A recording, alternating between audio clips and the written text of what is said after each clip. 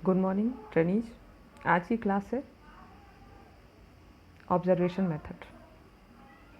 Last class में हमने आकलन विधि के बच्चे की प्रगति में आकलन और अवलोकन F3 के यूनिट 4 से है। आज का जो टॉपिक है वह तो बच्चे की प्रगति में अवलोकन का क्या महत्व है, इसको आइए जानते हैं। सबसे पहले ये जानते हैं कि इसका अर्थ क्या है। अवलोकन का अर्थ है निरीक्षण, ध्यानपूर्वक देखना। हम जब किसी व्यक्ति के व्यवहार, उसके आचरण, उसकी क्रिया ध्यानपूर्वक देखकर जब उसकी मानसिक स्थिति का अंदाजा लगाते हैं तो वह अवलोकन विधि के अंतर्गत आता है।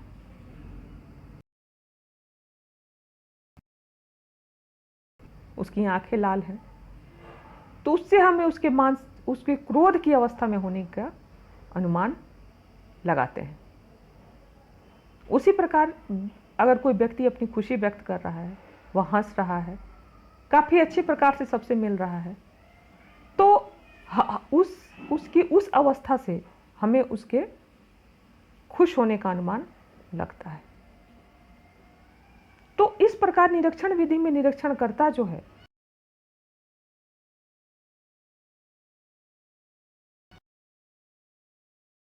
के आधार पर उस विषय के संबंध में वह अपनी धारणा बनाता है।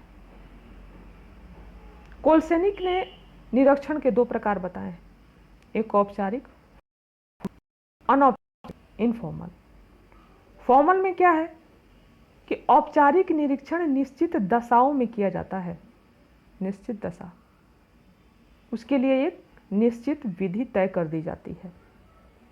जैसे अगर हम औपचारिक फॉर्मल निरीक्षण करते हैं तो इस क्लास में कितने बच्चों का निरीक्षण, किसी व्यक्ति के बारे में निरीक्षण करना है तो उसको ऑफिस में उसके करना है या उस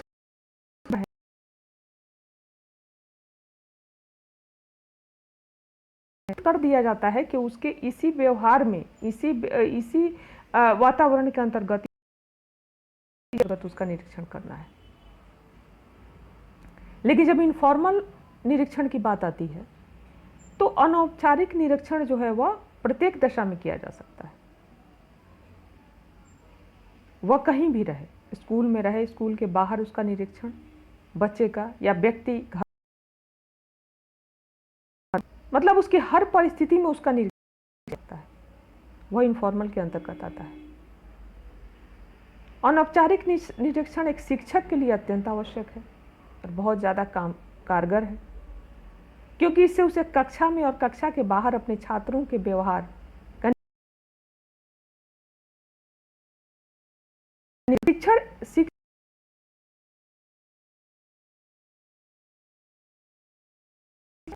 और उसे उसके जो निगेटिविटी और उसमें जो पॉजिटिविटी, जो उसके व्यवहार, पॉजिटिव व्यवहार, निगेटिव व्यवहार का पता चलता है,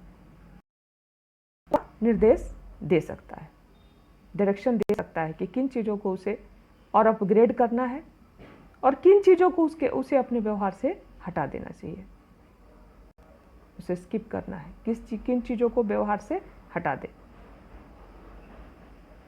अब अवलोकन की उपयोगिता तथा विशेषताएं। अवलोकन अंतर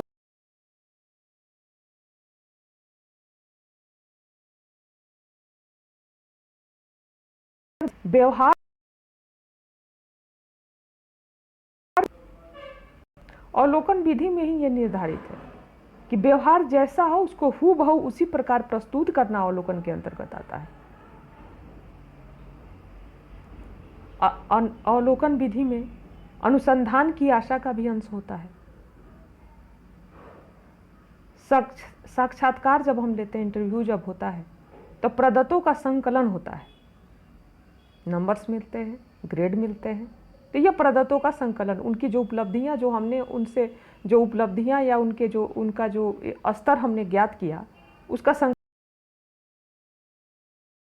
का संकलन होता है उसमें अनुसंधानकर्ता की मन स्थिति, मनोवृत्ति इत्यादि सम्मिलित होती है।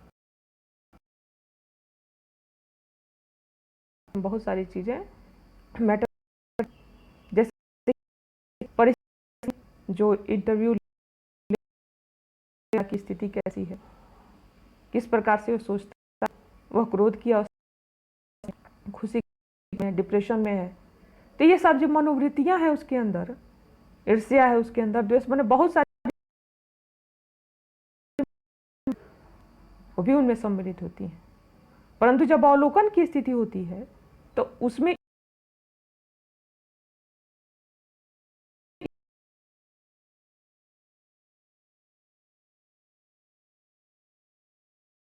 का संकलन रहा है। इंसान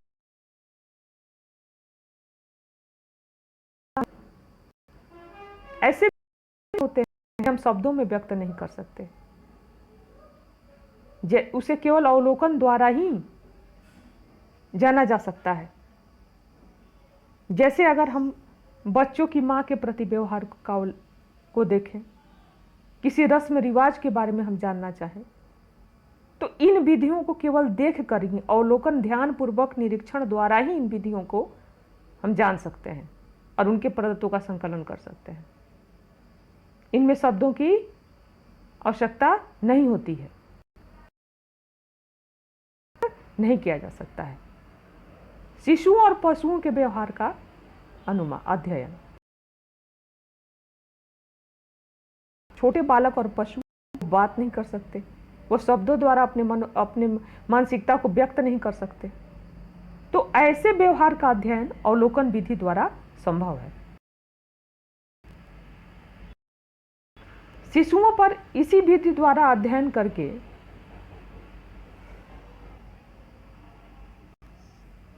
स्पिट्ज तथा वोल्फ ने कहा है कि यह निष्कर्ष कि मां से शिशुओं को अलग करने पर उनमें निराशा की भावना बढ़ती है तथा बाह्य जगत से समायोजन जो करने में उसे कठिनाई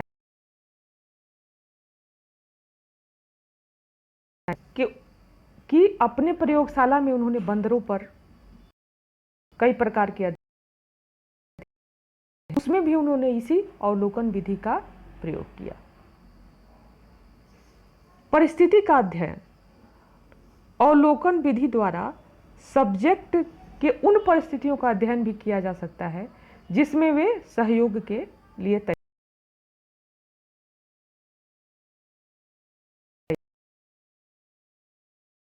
जिनके अंदर वे अपने आप को व्यक्त नहीं कर,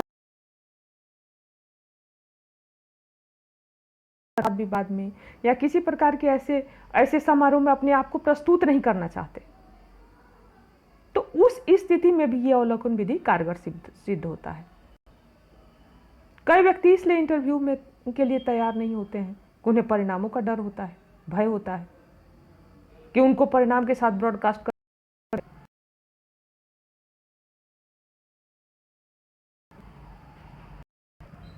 वे हो सकता है कि अगर उनका अच्छा प्रदर्शन नहीं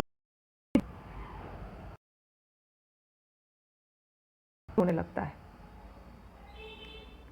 तो इन चीजों के चलते, इन चीजों की स्थिति में अवलोकन विधि जो है वह, इसके द्वारा इंसानों का उन परिस्थितियों में भी अध्ययन किया जा सकता है जिनमें वह अपने आप को व्यक्त नहीं करना चाहते हैं।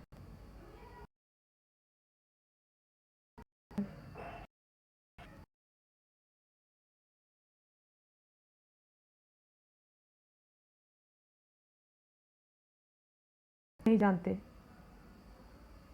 तो अवलोकन विधि के द्वारा हम उन व्यक्तियों का भी अध्ययन कर सकते हैं जो अनुसंधानकर्ता जो उन पर रिसर्च कर रहा है वह उनकी भाषा को न जानता हो, अर्थात जो विदेशी हो, उन व्यक्तियों का विधि द्वारा संभव। अब जैसे अवलोकन में कुछ कमियां भी हैं, तो आइए इनके सीमाओं के बारे में, इनके कमियों के बारे में बात करते हैं।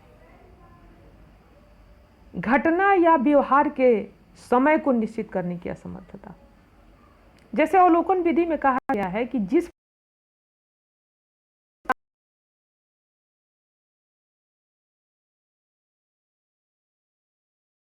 या इंसान का व्यवहार किसी समय के पर निर्धारित नहीं है, अतः उसको एग्जैक्ट व्यक्त करने में, उस समय की सीमा को निश्चित करने में इसमें दिक्कत है, अवलोकन की सीमाओं में प्रॉब्लम है। जीवन या जीवन के इतिहासों का अध्ययन करने में असमर्थ। अरे किसी जीवनी पर, किसी व्यक्ति के जीवन पर या इसके जीवनी पर अवलोकन विधि के द्वारा, तो इसमें व्यवहारों का अध्ययन नहीं कर सकते, जिन व्यवहारों को, जिनके बारे में हम प्रत्यक्ष रूप से अध्ययन नहीं कर सकते। उनका कैसा व्यवहार था, इतिहास में पास्ट उनका कैसा था, या आज का प्रेजेंट का व्यवहार कैसा है, तो ये सारे अध्ययन एग्जैक्ट नहीं हो सकते। ये अवलोकन की कीमत द्वारा उन व्यवहारों का अध्ययन नहीं किया जा सकता है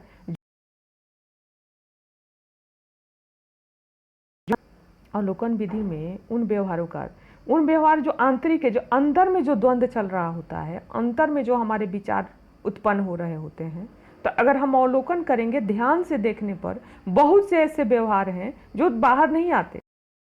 बहुत सारे विचार ऐसे भी होते हैं जो मनुष्य के अंदर मंथन करते हैं, पर वह उनके शारीरिक क्षेत्र पर नहीं आ पाते। तो उन व्यवहार इस अवलोकन विधि द्वारा संभव नहीं है। अनुसंधान के लिए प्रत्येक परिस्थिति में सब्जेक्ट का उपलब्ध न होना। निरीक्षण विधि जब की जाती है,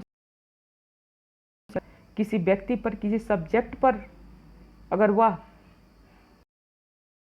कर रहा है, तो हर एक परिस्थिति में जब जब वो जिस परिस्थिति में चाहे उस समय सब्जेक्ट जो है वह अपनी उस परिस्थिति में हो सकता है वो वहां।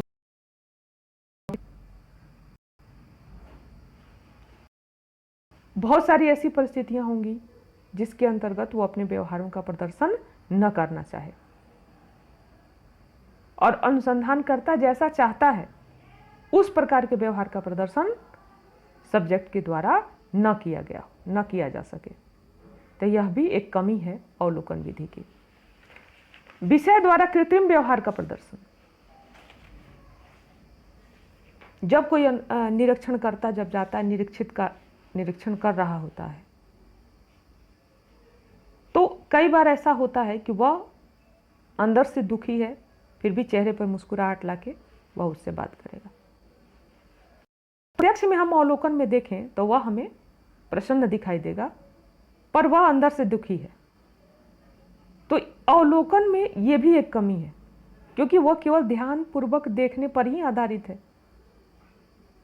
तो मानसिक द्वंद्व का पता पूर्णतः हम हर परिस्थिति में नहीं किया जा सकता है।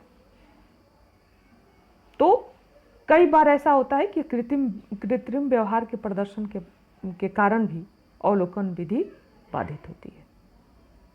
तो यह हमारे अवलोकन की सीमाएं थी। अब अवलोकन की कैसे परफेक्ट हो, कैसे विश्वसनीय अवलोकन किया जा सके, तो सबसे पहले ये निश्चित करना है कि हमें अवलोकन क्या करना है, कि किस पक्ष का अवलोकन करना है, यह पहले निश्चित करना होगा। तब अवलोकन विश्वसनीय होगा, परफेक्ट होगा। अवलोकन किए गए प्रदत्तों का उल्लेख किस प्रकार करना है, यह भी निश्चित करना होगा कि जो अवलोकन किया गया निरीक्षणकर्ता द्वारा या अनुसंधानकर्ता द्वारा जो अनुसंधान किया गया, उसमें जो उससे रिजल्ट प्राप्त हुए, जो प्रदत्त उन्होंने बनाए, वह जो बनाना है, जो रिजल्ट उन्होंने किस प्रकार वे बनाते हैं, वे उसका उल्लेख किस प्रकार करते हैं। अगर वो सही प्रकार से उसका वर्णन कर प्रकार से प्रदत्त जुटा सके, तभी अवलोकन विश्वसनीय होगा। अवलोकन की शुद्धता की निश्चितता के लिए कौन सी विधि अपनाई जाए। ये भी देखना है कि अवलोकन विश्वसनीय हो, किसी प्रकार की उसमें किसी प्रकार की मिलावट न हो, किसी प्रकार के अपने भावना अपने मानसिकता का उसमें प्रदर्शन न किया गया हो। तो यह निश्चित करने यह भी निश्चित करना आवश्यक है अवलोकन को विश्वसनीय बनाने के लिए। निरीक्षणकर्ता और निरीक्षित में क्या संबंध है और उन संबंधों को कैसे स्थापित किया जाए। पहले अवलोकन विधि करने से पूर्व इस चीज को निश्चित कर लिया जाए कि जो निरीक्षण करता है, जो ऑब्जर्वेशन कर रहा है, और वह व्यक्ति जिसका ऑब्जर्वेशन हो रहा है, तो उनके बीच क्या संबंध है, कितना सही संबंध है। यह आकलन की प्रक्रिया प्रारंभ की है। आकलन की वह आकलन विश्वसनीय और परफेक्ट होगा। तो आज हमने आकलन पर यह लेक्चर हुआ हमारा। आकलन, बच्चे की प्रगति में आकलन का महत्व, अवलोकन का